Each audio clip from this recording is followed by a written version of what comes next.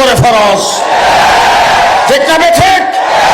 কাদিয়ানীরা মির্জা গোলাম আহমদ কাদিয়ানী রাসূলের খতমে নবুয়তের উপর আক্রমণ করেছেন, ঠিক কিনা ঠিক? দীর্ঘদিন যাবৎ আন্দোলন চলতেছে তাদেরকে মুসলিম ঘোষণা করা। পরিষ্কার বলতে চাই, সংসদ থেকে মুসলিম ঘোষণা করলো কাফের, না করলো কাফের। সংসদে বিল পাস হইল কাফের, না হইল কাফের। ইনওয়ার মেনন সাহেবেরা দালালি করলো কাফের, না করলো কাফের, ঠিক কিনা এখন? তাইলে আমরা যেই জন্য দাবি করছি সেটা হলো তাদের আইডি কার্ডে, জন্ম নিবন্ধনে, পাসপোর্টে তারা যেন মুসলমান পরিচয় দিতে না পারে।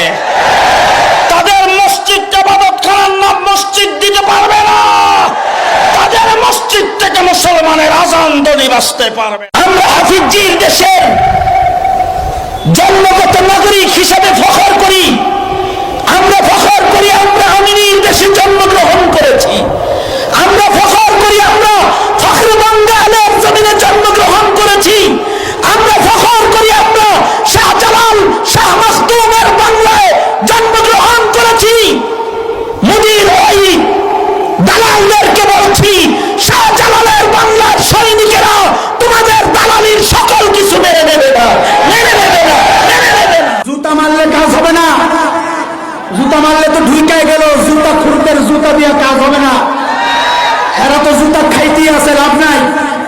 মুসলমানদের জুতার সিস্টেম নাই, মুসলমানদের সিস্টেম একটাই, ফাকাতিলু আইম্মাতাল কুফর, ফাকাতিলু আইম্মাতাল কুফর।